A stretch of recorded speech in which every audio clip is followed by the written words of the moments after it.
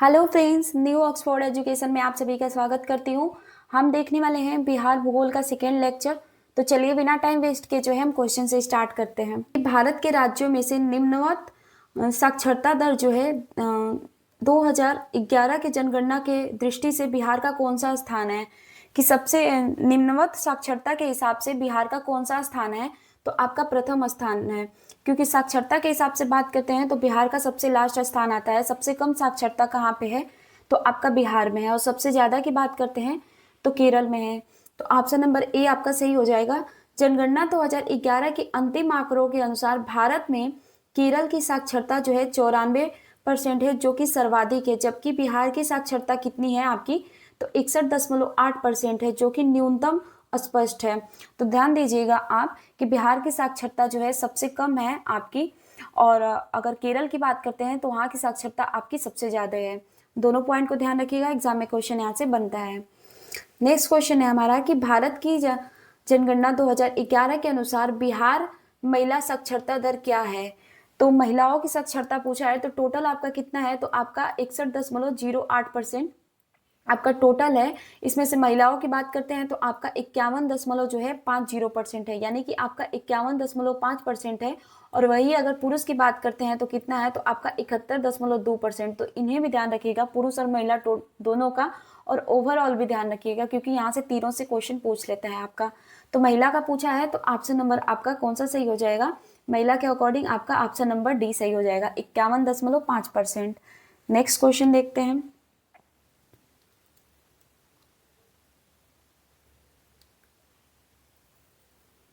Next question है हमारा कि 2011 की जनगणना के अनुसार बिहार के किस जिले में सर्वोच्च घनी आबादी प्रति वर्ग किलोमीटर दर्ज की गई है।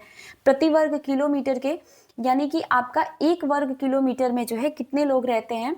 तो आपका अगर बिहार की बात करते हैं ओवरऑल बिहार का, तो जो बात करते हैं कितना बिहार का जनसंख्या घनत्व है प्रति वर्ग किलोमीटर के हिसाब से, तो 1106 लोग रहते हैं। और यदि बिहार में अगर जिलों के अनुसार बात करते हैं कि बिहार का ऐसा कौन सा जिला है जहाँ पे सर्वोच्च घनी आबादी है, तो आपका शिवहर जिला है। तो ऑप्शन नंबर ए आपका सही हो जाएगा। और बात करते हैं तो बिहार का घनत्व तो कितना है, तो 1106। इसे भी ध्यान रखिएगा, एग्जाम में क्वेश्चन बनता है। नेक्स्ट क्वेश्चन देखते हैं। सबसे ज्यादा जनसंख्या ये भी क्वेश्चन बनता है कि सबसे ज्यादा जनसंख्या घनत्व के हिसाब से कौन सा राज्य का स्थान प्रथम स्थान पे है। तो आप ध्यान दीजिएगा, बिहार। बिहार में सबसे ज्यादा जनसंख्या घनत्व है, यानी कि प्रति वर्ग किलोमीटर के हिसाब से सबसे ज्यादा बिहार में लोग रहते हैं। प्रति वर्ग किलोमीटर के हिसाब से 1106 लोग रहते हैं। तो एग्जाम में क्वेश्चन जैसे इधर उधर घुमा के आपका थोड़ा सा लैंग्वेज चेंज करता है और पूछ देता है, तो इसे ध्यान रखिएगा। बार बार क्वेश्चन बनता भी है और बहुत सारे लोगों को पता भी होगा। नेक्स्ट क्वेश्चन देखते हैं कि भारत के 36 राज्य और केंद्र शासित प्रदेशों में 2011 की महिला साक्षरता दर के अनुसार बिहार का स्थान ऊपर से कौन सा है। देखिए क्वेश्चन क्या कहना चाहता है कि जो आपके केंद्र शासित प्रदेश और राज्य हैं, टोटल आपके 36 हैं। तो पूछ रहा है कि इसमें इन 36 राज्यों में से और केंद्र शासित प्रदेश जो मिला के हैं उसमें से सबसे कम जो है बिहार में, बिहार का कौन सा स्थान है महिला साक्षरता के हिसाब से। तो आपका सबसे कम साक्षरता जो है वो आपको बिहार में ही देखने को मिलेगा, यानी कि अंतिम स्थान पे है। तो 36वें स्थान पे आपका बिहार है, क्योंकि यहाँ के पुरुष और महिला दोनों की साक्षरता जो क्या है, कम है। तो 36 राज्यों और केंद्र शासित प्रदेशों को अगर मिला लेते हैं तो आपका सबसे नीचे स्थान पे कौन आता है, ऊपर से नीचे की तरफ पूछा है, यानी कि ऊपर से नीचे की तरफ पूछा है, तो 36वें स्थान पे आपका बिहार आ जाता है। क्योंकि बिहार में आपका महिला साक्षरता दर भी कम है और पुरुष, ये भी ध्यान रखिएगा, पुरुष की साक्षरता कितना है, तो 71.2%। महिला की बात करते हैं तो 51.5%। और ओवरऑल कितना है, तो 61.8%। चलिए नेक्स्ट क्वेश्चन देखते हैं।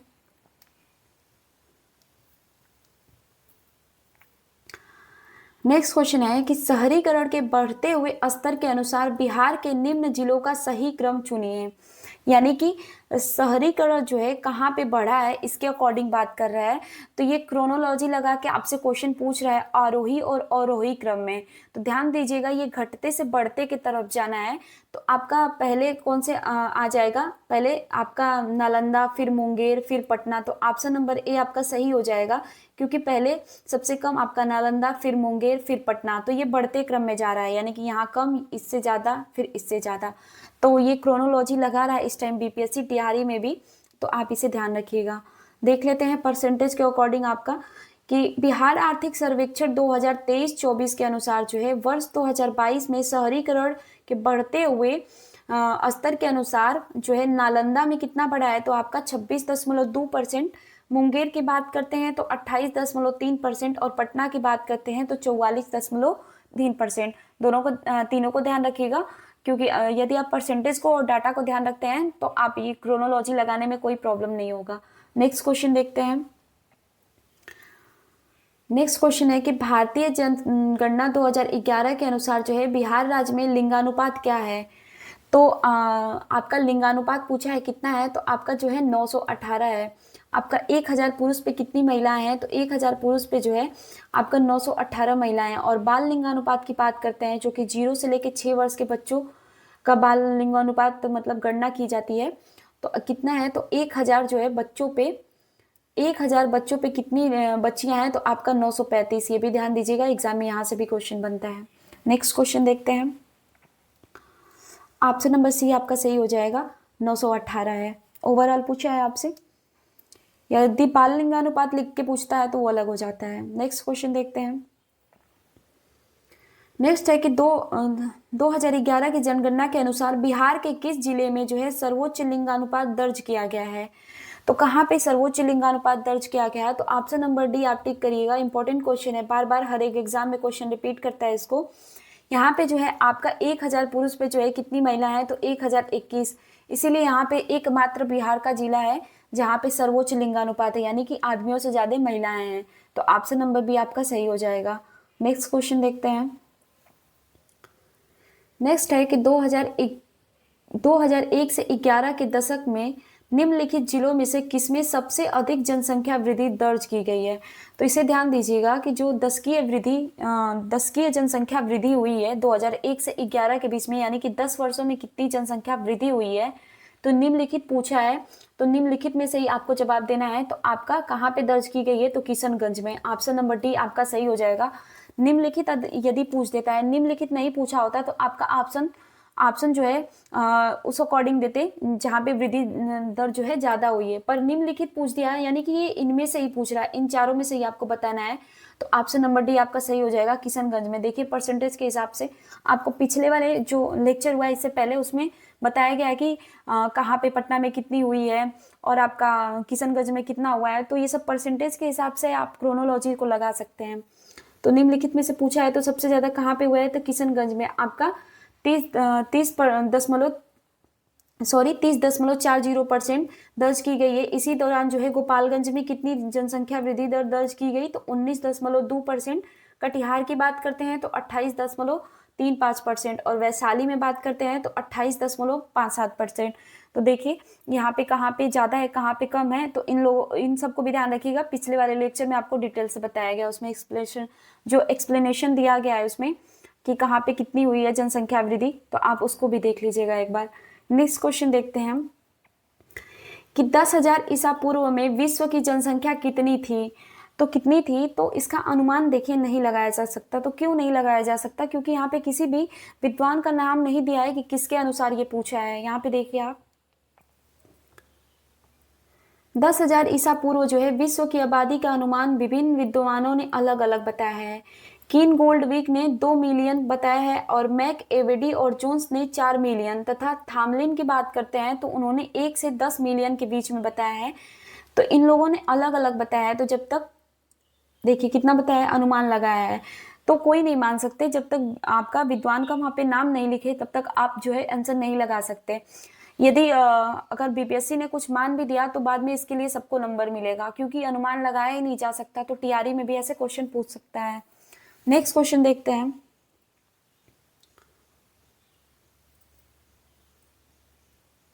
नेक्स्ट है हमारा आपका कि बिहार का प्रथम रामसर क्षेत्र कौन सा है। रामसर स्थल की बात कर रहा है, तो आपका बेगूसराय का कांवर झील जो है वो आपका बिहार का प्रथम है। और देश में बात करते हैं भारत में कौन से स्थान पे है, तो आपका 39वां।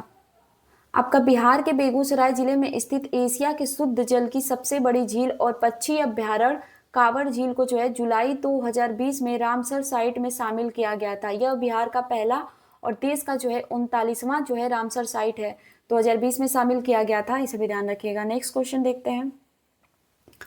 नेक्स्ट है कि बिहार का पहला रामसर जो स्थल कौन सा है, तो अभी आपने देखा कांवर झील, ऑप्शन नंबर सी टिक कर लीजिएगा। नेक्स्ट क्वेश्चन देखते हैं।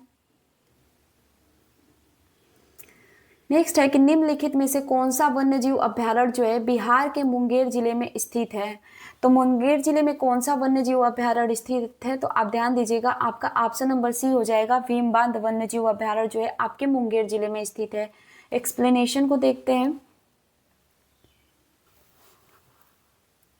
आपका भीमबांध वन्यजीव अभ्यारण्य की स्थापना वर्ष 1976 में बिहार के मुंगेर जिले में हुई थी। इसका कुल क्षेत्रफल कितना है, तो 681.99 वर्ग किलोमीटर है। वाल्मीकि वन्य प्राणी अभ्यारण्य की बात करते हैं तो कहाँ पे है, तो आपका पश्चिमी चंपारण में। गौतम बुद्ध वन्यजीव अभ्यारण्य की बात करते हैं तो गया जिले में, इंपॉर्टेंट हो जाता है, बार बार पूछता है। तथा राजगीर वन्यजीव अभ्यारण्य की बात करते हैं तो नालंदा जिले में। तो इन चारों को ध्यान रखिएगा कि भीम बांध कहाँ पे आपका, तो मुंगेर जिले में। स्थापना कब हुई थी, 1976 में। क्षेत्रफल भी ध्यान रखिएगा, पूछ सकता है। नेक्स्ट क्वेश्चन देखते हैं। नेक्स्ट क्वेश्चन है हमारा कि निम्न में से किस जिले में बिहार का एकमात्र राष्ट्रीय उद्यान है, यानी कि नेशनल पार्क के बारे में बात कर रहा है, तो कहाँ पे है ये पूछ रहा है कि निम्न में से किस जिले में बिहार का एकमात्र राष्ट्रीय उद्यान स्थित है, तो आपका जो है पश्चिमी चंपारण में स्थित है वाल्मीकि राष्ट्रीय उद्यान, यानी कि ऑप्शन नंबर सी आपका सही हो जाएगा। पश्चिमी चंपारण में एकमात्र बिहार का राष्ट्रीय उद्यान है Valmiki national park, option number C को टिक करिएगा। नेक्स्ट क्वेश्चन देखते हैं। नेक्स्ट है हमारा कि हाल ही में बिहार में किस स्थान पर उत्तर भारत का पहला बर्ड रिंगिंग स्टेशन खोला गया है, तो ऑप्शन नंबर ए को टिक करिएगा। बिहार के भागलपुर में खोला गया है। कहाँ का बात कर रहा है, तो उत्तर भारत की बात कर रहा है। देखिए यहाँ पे एक्सप्लेनेशन को देखते हैं। आपका बिहार के भागलपुर में उत्तर भारत का पहला और भारत का चौथा बर्ड रिंगिंग स्टेशन खोला गया है, चौथा है ये, ध्यान दीजिएगा। अन्य 3 कहाँ कहाँ पे है, तो देखिए आपका एक कहाँ पे है, तो आपका एक चेन्नई में है, तमिलनाडु में, यानी कि नीचे दक्षिण साइड में। एक है जयपुर, यानी कि राजस्थान में बर्ड रिंगिंग स्टेशन है, यानी कि ये इधर साइड में हो गया, यानी कि पश्चिम साइड। और एक चेन्नई में हो गया, ये दक्षिण साइड। बात करते हैं भुवनेश्वर, यानी कि उड़ीसा में, ये हो गया पूर्वी साइड, ठीक है। और आपका बिहार में जो खुला है भागलपुर में बर्ड रिंगिंग स्टेशन, तो ये उत्तर भारत में हो गया, तो चारों दिशाओं में हो गया। तो ध्यान दीजिएगा कि 4 बर्ड रिंगिंग स्टेशन है और चारों अलग अलग दिशाएं में है। एक चेन्नई में है, एक आपका राजस्थान में, एक उड़ीसा में, और चौथा जो है आपका बिहार में है, जो कि भागलपुर में स्थित है। तो इसे ध्यान दीजिएगा। नेक्स्ट क्वेश्चन देखते हैं। नेक्स्ट है हमारा विक्रमशिला गांगेय डॉल्फिन अभ्यारण्य बिहार के किस जिले में स्थित है। इंपॉर्टेंट क्वेश्चन है, हर एग्जाम में रिपीट करता है। तो कहाँ पे है आपका, तो भागलपुर में। ऑप्शन नंबर ए आपका सही हो जाएगा। नेक्स्ट है हमारा कि निम्न में से किसने जो है बिहार में गिद्ध संरक्षण योजना शुरू की है, तो आपका वाल्मीकि टाइगर रिजर्व जो है बिहार में गिद्ध संरक्षण योजना शुरू की है। ऑप्शन नंबर सी को टिक करिएगा। नेक्स्ट क्वेश्चन देखते हैं।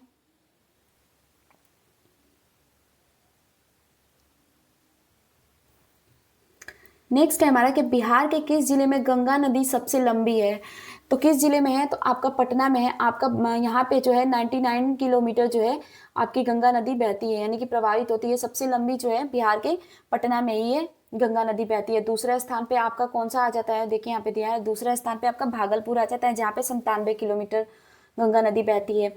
गंगा नदी जो है 12 जिले, यानी कि सारण, बक्सर, भोजपुर, पटना, वैशाली, समस्तीपुर, बेगूसराय, लखीसराय, मुंगेर, खगड़िया, भागलपुर वो कटिहार से होकर गुजरती है, जिसमें से गंगा की सर्वाधिक लंबाई है। बात कर रहा है जिसे गंगा की सर्वाधिक लंबाई कहाँ पे है, तो पटना में। कितना है, 99 किलोमीटर। और दूसरे स्थान पे आपका भागलपुर आ जाता है, जहाँ पे गंगा नदी की लंबाई कितनी है, तो 97 किलोमीटर है। तो क्वेश्चन ये भी पूछ सकता है। नेक्स्ट क्वेश्चन देखते हैं। नेक्स्ट क्वेश्चन है हमारा कि बिहार राज्य में गंगा के किनारे स्थित जिलों की संख्या कितनी है, तो जैसा कि आपने देखा 12 जिले हैं। कितने हैं आपका, 12 जिले हैं। तो देखिए यहाँ पे ऑप्शन में कहीं नहीं दिया है, तो यहाँ पे एक ऑप्शन नंबर सी करके जो है 12 कर लीजिएगा। तो कितने पूछ रहा है कि बिहार राज्य में गंगा के किनारे कितने जिले स्थित है, तो 12 जिले स्थित हैं। ऑप्शन नंबर सी को टिक कर लीजिएगा। नेक्स्ट क्वेश्चन देखते हैं। नेक्स्ट है हमारा कि त्रिवेणी नहर जो है किस नदी पे निर्मित है। बहुत इंपॉर्टेंट क्वेश्चन है, बार बार एग्जाम में पूछता है, पीआरटी में तो बहुत ज्यादा इससे क्वेश्चन बनता है। तो देखिए आपका गंडक नदी पे, ऑप्शन नंबर सी आपका सही हो जाएगा। त्रिवेणी नहर किस नदी पे निर्मित है, तो गंडक नदी पे निर्मित है। बार बार क्वेश्चन पूछता है, चाहे टीआरई का हो चाहे बिहार का कोई भी एग्जाम हो। नेक्स्ट है कि आपका वही पूछा है, नेक्स्ट है कि निम्नलिखित झीलों में से कौन सा झील जो है बिहार में स्थित है। कौन सा झील जो है बिहार में स्थित है, निम्नलिखित में से बात कर रहा है, तो आपका जो है अनुपम झील, ऑप्शन नंबर ए सही हो जाएगा। पिछले लेक्चर में भी अनुपम झील के बारे में बताया गया था। तो देखिए यहाँ पे अनुपम झील जो है कैमूर जिले में स्थित है, यानी कि बिहार के कैमूर जिले में स्थित है। यह झील जो है कैमूर वन्य जीव अभ्यारण्य की सीमा में स्थित है। कैमूर की बात करते हैं हम, देखिए यहाँ पे कैमूर वन्य जीव अभ्यारण्य बिहार के कैमूर तथा रोहतास जिले के स्थित कैमूर पहाड़ी श्रृंखला के बीच उत्तर प्रदेश की सीमा के पास सोन नदी के पश्चिम तट पर भभुआ के निकट स्थित है। कौन सी बात कर रहा है, तो कैमूर वन्यजीव अभ्यारण्य के बारे में बात कर रहा है। कैमूर वन्यजीव अभ्यारण्य जो है बिहार का सबसे बड़ा वन्यजीव अभ्यारण्य है। तो ये भी क्वेश्चन बना था पीआरटी में कि बिहार का सबसे बड़ा वन्यजीव अभ्यारण्य कौन सा है, तो वाल्मीकि बहुत सारे लोग मार के आए थे, तो कैमूर होगा, इसे ध्यान दीजिएगा। सांभर झील की बात करते हैं तो कहाँ पे, तो आपका राजस्थान में है, जो कि जयपुर के निकट है। सुखना झील की बात करते हैं तो चंडीगढ़ में है, और कामा झील की बात करते हैं तो हरियाणा में है। ये भी तीनों झील जो है इंपॉर्टेंट हो जाती हैं, तो इन्हें भी ध्यान रखिएगा। नेक्स्ट देखते हैं हम, नेक्स्ट है कि सोन और गंगा नदी का संगम बिहार के किस जिले में है, किस जिले में होता है, यानी कि सोन और गंगा नदी का, तो ऑप्शन नंबर बी को टिक करिएगा, आपका पटना में होता है। पटना में गंगा नदी कितनी बहती है, तो 99 किलोमीटर, ये भी ध्यान दीजिएगा। भागलपुर में आपका 97 किलोमीटर दूसरे स्थान पे है। तो बार बार क्वेश्चन पूछ सकता है, इसलिए रिपीट कर रहे हैं। नेक्स्ट क्वेश्चन देखते हैं, ये भी देख लीजिएगा कि आपका जो है अमरकंटक पहाड़ी से कौन सी नदी निकलती है, तो सोन नदी निकलती है और नर्मदा नदी निकलती है। बात करते हैं तो मध्य प्रदेश तथा बिहार में बहते हुए पटना में गंगा नदी में समाहित हो जाती है, यानी कि मिल जाती है। नेक्स्ट देखते हैं, ब्रह्मयोनी हिल जो है बिहार के किस जिले में स्थित है, तो आपका ऑप्शन नंबर ए हो जाएगा, गया जिले में। पिछले वाले लेक्चर में बताया गया था ये। ब्रह्मयोनी हिल जो है बिहार के गया जिले में स्थित एक पवित्र पहाड़ी है। इसका उल्लेख महाभारत और बौद्ध जो है अभिलेखों में मिलता है। गया जिला फल्गु नदी के तट पे अवस्थित नगर है। बात करते हैं तो गया जिला है जो किस नदी के तट पे है, तो फल्गु नदी के तट पे है। नेक्स्ट क्वेश्चन देखते हैं, ये भी क्वेश्चन बन सकता है। नेक्स्ट है हमारा कि त्रिवेणी नहर का निर्माण निम्नलिखित में से किस नदी पर किया गया है। तो देखिए बार बार क्वेश्चन रिपीट कर रहा है, तो आपका गंडक नदी पे किया गया है। त्रिवेणी नहर से क्वेश्चन पूछता है, इसीलिए बोल रहे थे इंपॉर्टेंट है, बहुत बार क्वेश्चन पूछता है। नेक्स्ट क्वेश्चन देखते हैं, नेक्स्ट क्वेश्चन है हमारा कि बिहार मैदान की माध्य समुद्र तल से औसत ऊंचाई है, यानी कि कोसी जो मैदान है, सॉरी क्वेश्चन मैंने गलत पढ़ा, कि कोसी मैदान की माध्य जो है समुद्र तल से औसत ऊंचाई कितनी है। ये औसत ऊंचाई की बात पूछ रहा है कितनी है, तो आपका जो है ये भी क्वेश्चन इस टाइम जो है रिपीट कर करके हर एग्जाम में पूछ रहा है, तो ध्यान दीजिएगा 30 मीटर है। कितना है आपका, 30 मीटर है। ऑप्शन नंबर ए आपका सही हो जाएगा। देखिए एक्सप्लेनेशन को, कोसी मैदान के माध्य जो है औसत ऊंचाई समुद्र तल से लगभग 30 मीटर है। कोसी का मैदान जो है मध्य गंगा के मैदान में स्थित है। आपका ऊपरी गंगा, मध्य गंगा और आपकी निचली जो गंगा की बात की जाती है, तो आपका जो है जो कोसी का मैदान है वो मध्य गंगा के मैदान में स्थित है। यह क्षेत्र जो है कोसी और उसकी सहायक नदियां द्वारा निर्मित बाढ़ की स्थिति का सामना करता रहता है, इसलिए कोसी जो है बिहार की शोक भी कही जाती है। कोसी नदी जो है बिहार की शोक नदी कही जाती है। ये क्वेश्चन तो बहुत इंपॉर्टेंट है, क्योंकि बार बार एग्जाम में पूछता है कि बिहार की शोक नदी किसे कही जाती है, तो ये तो रटा रटाया हुआ क्वेश्चन है, शोक नदी को कही जाती है। नेक्स्ट क्वेश्चन देखते हैं हम कि निम्न में से किस स्थान पे कोसी नदी जो है गंगा नदी से मिलती है। किस स्थान पे, तो आपका कुर्सेला, कटिहार जिले में कुर्सेला स्थान है, वहीं पे आपकी जो है कोसी नदी गंगा नदी से आके मिलती है। ऑप्शन नंबर ए आपका सही हो जाएगा, कटिहार जिले के कुर्सेला में आके मिलती है कोसी नदी, और इसे जो है सप्त कोसी के नाम से भी जाना जाता है। नेक्स्ट क्वेश्चन देखते हैं, नेक्स्ट है हमारा कि बिहार की भूमि निम्नलिखित में से किस नदी प्रणाली से अपवाहित है। तो ध्यान दीजिएगा आपका गंगा, क्योंकि महानदी आपकी नीचे साइड है। यमुना जो है आपका उत्तर प्रदेश में ही खत्म हो जाती है, क्योंकि ये आके यहाँ पे खत्म होने का मतलब ये है कि ये प्रयागराज में आके गंगा नदी से मिल जाती है। गोदावरी भी आपका नीचे साइड आती है। तो अपवाहित पूछा है तो बिहार क्षेत्र जो है गंगा नदी से अपवाहित है। तो ये क्वेश्चन तो कोई भी कर सकता है। ऑप्शन नंबर बी आपका सही हो जाएगा, लेकिन क्वेश्चन समझना चाहिए। नेक्स्ट है कि बिहार की भूमि जो है गंगा नदी प्रणाली से जो है अपवाहित है। गंगा की बात करते हैं। गंगा नदी बिहार की भूमि को दो भागों में विभाजित करती है, उत्तरी बिहार और दक्षिणी बिहार। बात करते हैं बिहार की अन्य प्रमुख नदियां गंगा नदी में आकर मिल जाती हैं। यह नदी जो है बिहार के मध्य भाग में पश्चिम और पूर्व की ओर प्रवाहित होती हैं। तो दो भागों में विभाजित करती है, बीचों बीच से हमारी गंगा नदी निकल के जाती है और ये उत्तर और दक्षिण दो भागों में विभाजित कर देती है बिहार को। नेक्स्ट क्वेश्चन देखते हैं। नेक्स्ट है हमारा कि निम्नलिखित में से कौन सी नदी जो है फतुआ के पास गंगा नदी में मिलती है। तो ये भी इंपॉर्टेंट क्वेश्चन है, इसको भी टिक कर लीजिएगा। ऑप्शन नंबर बी आपका सही हो जाएगा। पुनपुन नदी जो है फतुआ के पास आके गंगा नदी में मिलती है। ऑप्शन नंबर बी आपका सही हो जाएगा। नेक्स्ट क्वेश्चन है, देखिए यहाँ पे कि पुनपुन नदी जो है छोटा नागपुर पठार जो है पलामू जो झारखंड का जिला है वहां से बात करते हैं, ऐसे निकल के बिहार के औरंगाबाद जिले में प्रवेश करती है। पुनपुन की बात कर रहे हैं। और पटना जिले में फतुहा के समीप जो है पटना जिले में क्या पूछ रहा है कि पटना जिले के फतुहा के समीप गंगा में मिल जाती है। बात करते हैं तो मोरहर अव दरहा दरगाह पुनपुन की सहायक नदियां हैं। तो देखिए क्या कह रहा है। तो जो पुनपुन नदी है आपका छोटा नागपुर के पठार से निकलती है, और छोटा नागपुर के पठार से निकलती है, ठीक है। निकलने के बाद जो है और बिहार के औरंगाबाद में प्रवेश करती है। जो नीचे आपका दक्षिणी साइड में औरंगाबाद है वहां पे प्रवेश करती है। और प्रवेश करने के बाद जो है ये फतुहा के समीप कहाँ पे मिलती है, तो गंगा नदी में मिल जाती है। बात करते हैं तो मोरहर और बात करते हैं दरगाह पुनपुन की सहायक नदियां दोनों इंपॉर्टेंट हो जाती हैं, ध्यान दीजिएगा। चलिए नेक्स्ट क्वेश्चन देखते हैं।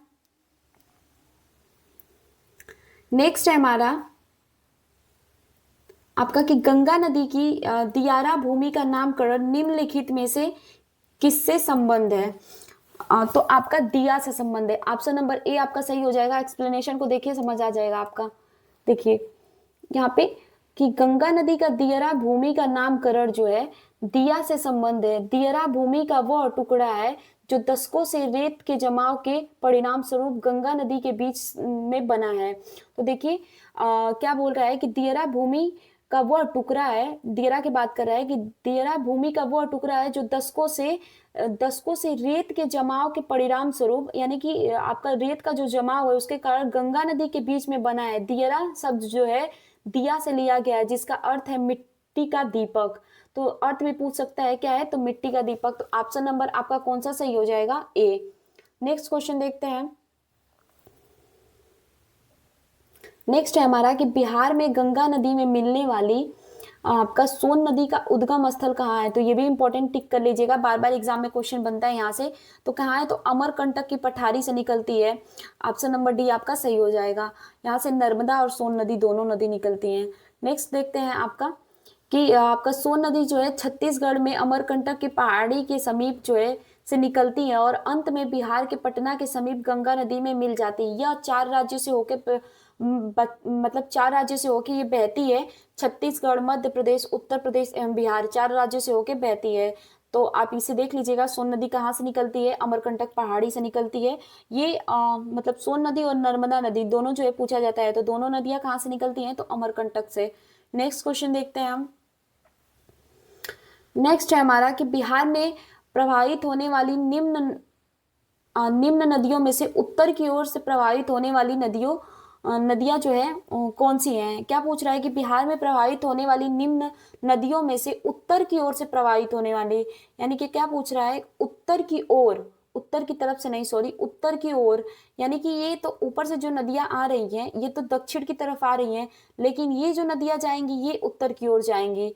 तो ये बीचों बीच में गंगा नदी से मिलेंगी। तो इनकी बात नहीं, ये नीचे वाले की बात कर रहा है। तो दोनों को ध्यान दीजिएगा, उत्तर की तरफ से बोले और उत्तर की ओर, तो दोनों में अंतर हो जाता है।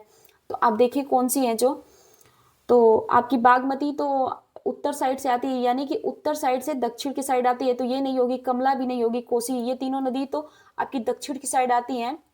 यानी कि उत्तर से दक्षिण की तरफ आती हैं, और गंडक भी आपकी उत्तर से दक्षिण की तरफ आता है। तो ऑप्शन नंबर ई आपका सही हो जाएगा, इसमें से कोई नहीं, क्योंकि नीचे से आपकी फल्गु, आपकी सोन, पुनपुन, ये सब नदियां जाके गंगा नदी में मिलती हैं।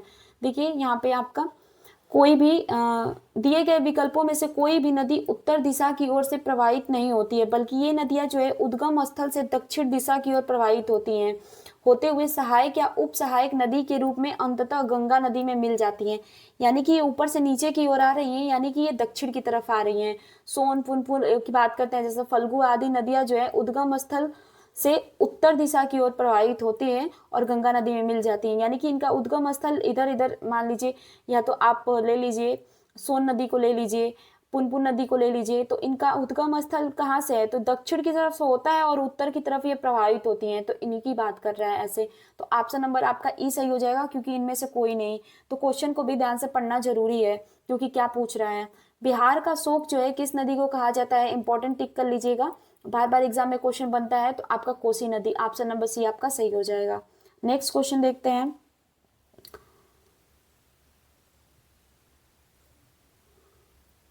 नेक्स्ट है हमारा कि बिहार के किस जिले में तिलहर जो है कुंड जलप्रपात अवस्थित है, तो आपका कैमूर जिले में, ऑप्शन नंबर सी आपका सही हो जाएगा। देखते हैं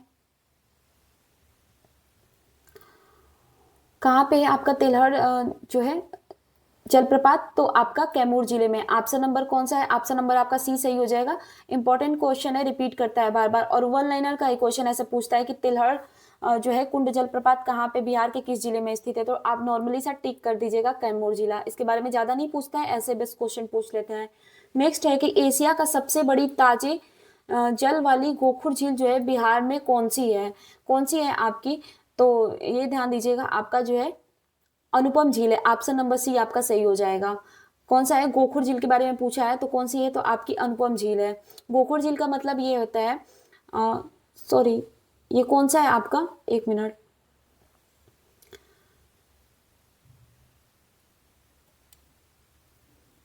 आप यहाँ पे देखिए कि एशिया की सबसे बड़ी ताजे और कौन गोखुर झील के बारे में पूछा है, तो आप कनवार झील को टिक करिएगा। सॉरी मैंने अनुपम झील लगाया, कनवार झील को टिक करिएगा।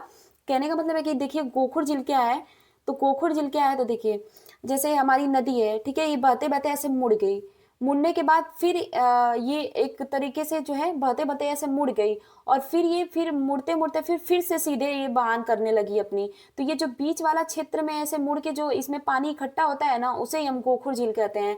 तो ये पूछा है कि बिहार में कौन सी गोखुर झील है, तो ऑप्शन नंबर आप बी को टिक करिएगा, कनवार झील। ऑप्शन नंबर बी सही हो जाएगा। देखते हैं इसका,